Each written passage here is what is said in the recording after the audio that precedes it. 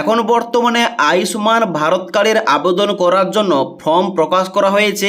আজকের এই ভিডিওটির মাধ্যমে স্টেপ বাই স্টেপ দেখিয়ে দিচ্ছি এই আয়ুষ্মান ভারত কার্ড তৈরি করার জন্য ফর্মটা কিভাবে সঠিকভাবে ফিল আপ করতে হবে, ফর্মের সঙ্গে কি কি ডকুমেন্টস অ্যাটাচ করতে হবে এবং ফর্মটা কোথায় গিয়ে জমা করতে হবে, এ টু জেড জানাবো এই ভিডিওটির মাধ্যমে। তার জন্য অবশ্যই তোমরা ভিডিওটি না টেনে শেষ পর্যন্ত দেখে নাও। এবার অনস্ক্রিন দেখতে পাচ্ছ আমি কিন্তু আয়ুষ্মান ভারতের জন্য অ্যাপ্লিকেশন ফর্মটাও ওপেন করে রেখেছি। এখানে দেখতে পাচ্ছ প্রথমে লেখা রয়েছে আয়ুষ্মান ভারত প্রধানমন্ত্রী Jan Arogya Yojana form for new enrolment West Bengal, আমাদের পশ্চিমবঙ্গের জন্য এই ফর্মটা।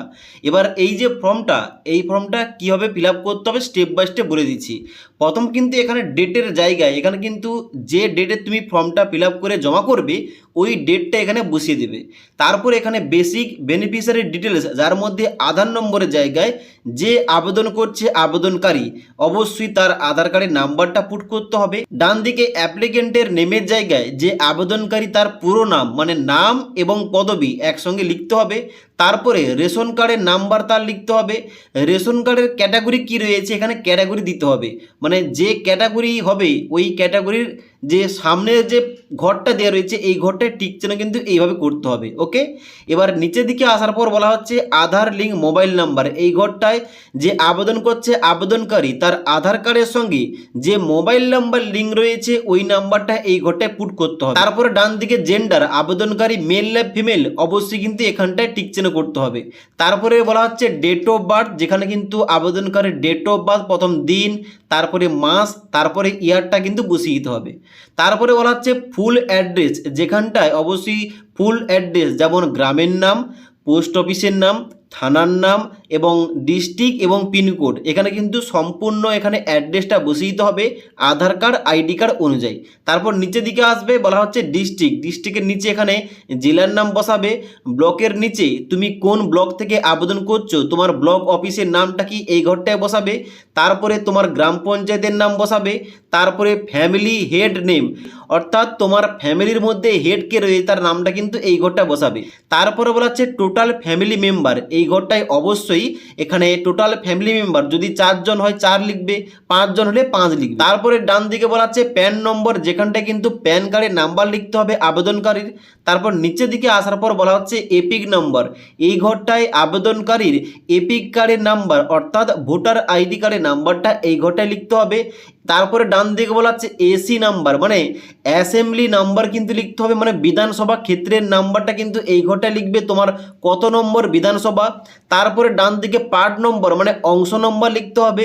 তারপরে ডান দিকে সিরিয়াল নম্বর মানে ভোটার লিস্টে তোমার কত নম্বর সিরিয়ালে নামটা রয়েছে ওই সিরিয়াল নাম্বারটা এই ঘরটায় লিখতে হবে। ওকে, তারপরে বলা হচ্ছে এখানে স্বাস্থ্যসাথী ডিটেলস, যার মধ্যে এখানে বলা হচ্ছে ইউআরএন নাম্বার দিতে। যদি আবেদনকারীর স্বাস্থ্যসাথী কার্ড থেকে থাকে এই ঘরটায় কিন্তু ইউআরএন নাম্বারটা বসিয়ে দিতে হবে। ওকে, ওই স্বাস্থ্যসাথী কার্ডে কিন্তু নিচের দিকে এই ইউআরএন নাম্বারটা দেওয়া রয়েছে। এবার নেক্সট বলা হচ্ছে এলিজিবিলিটি প্যারামিটার, যার মধ্যে প্রথম বলা হচ্ছে রুরাল, যারা গ্রাম এলাকা থেকে বিলং করছে, যারা গ্রাম এলাকা থেকে আবেদন করছে তাদের জন্য কিন্তু এখানে টিক চিহ্ন করতে হবে। এবার ইয়েস নো করতে হবে, তোমাদের অনুযায়ী তোমাদের কিন্তু এখানে সিলেকশন করতে হবে ঘরগুলো। প্রথম কি বলা হচ্ছে অনলি ওয়ান রুম উইথ কাঁচা ওয়াল এবং কাঁচা রুফ, মানে যদি কাঁচা বাড়ি এবং কাঁচা দেওয়াল হয়ে থাকে তাহলে কিন্তু এই ইয়েস অপশানটাই এখানে টিক চিহ্ন করতে হবে। আর যদি না হয়ে থাকে এখানে কিন্তু নো অপশানটাই কিন্তু এখানে টিক চিহ্ন করতে হবে। তারপরে বলা হচ্ছে no adult member between 16 to 59, যদি তোমার পরিবারে 16 থেকে 59 বছরের মধ্যে কোনো অ্যাডাল্ট কিংবা কোনো প্রাপ্তবয়স্ক মেম্বার কিংবা সদস্য না থেকে থাকে এখানে ইয়েস করবে, আর না হলে এখানে কিন্তু নো অপশানটাই টিক চিহ্ন করতে হবে। এবার নিচের দিকে আসবে বলা হচ্ছে ফিমেল হেডেড হাউসহোল্ড, যদি তোমাদের বাড়িতে 16 থেকে 59 বছরের মধ্যে কোনো ফিমেল হেডেড মানে কোনো মহিলা এখানে হেড থেকে থাকে অবশ্যই ইয়েস করবে, আর না হলে সবাই নো অপশানটাই টিক চিহ্ন করবে।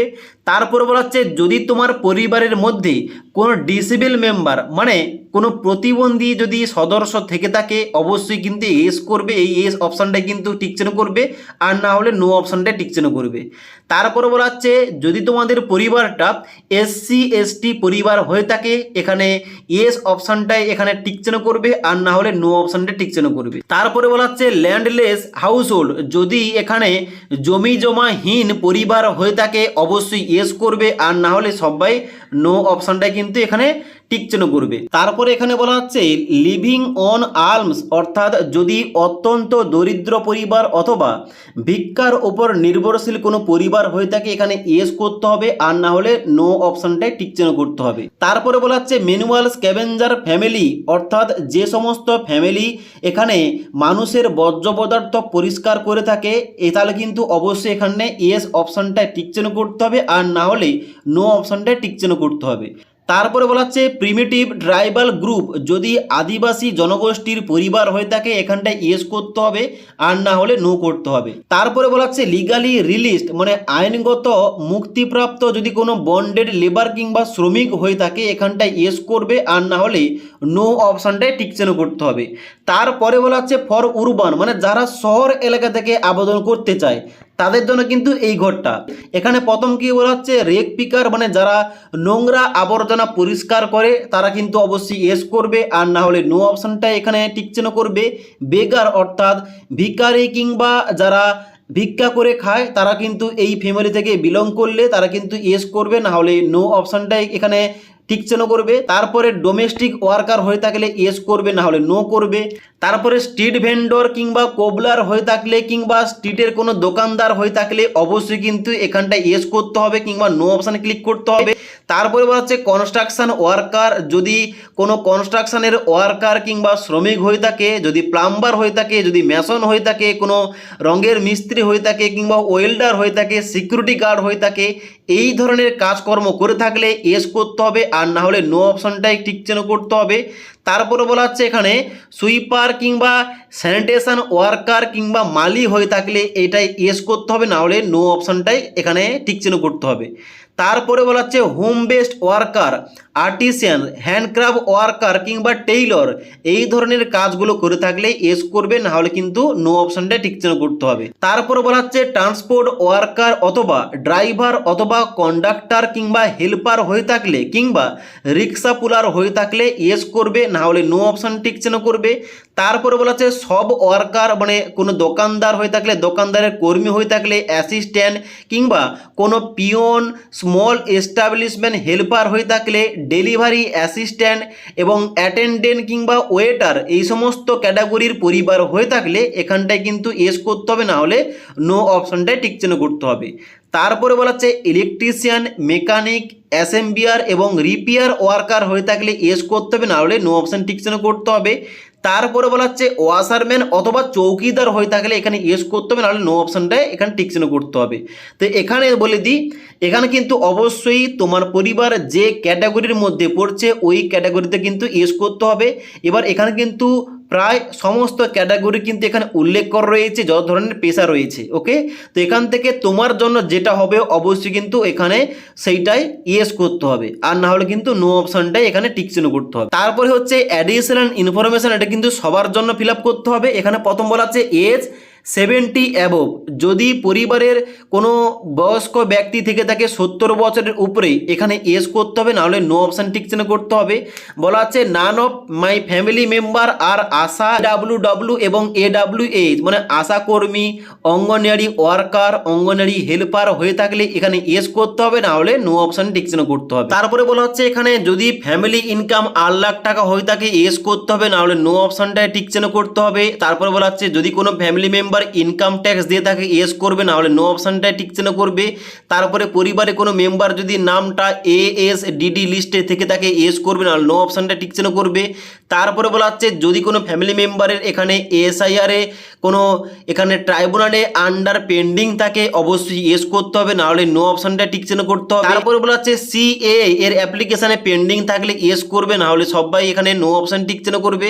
তারপরে বলা হচ্ছে beneficiary name deleted from Annapurna Yojana beneficiary list.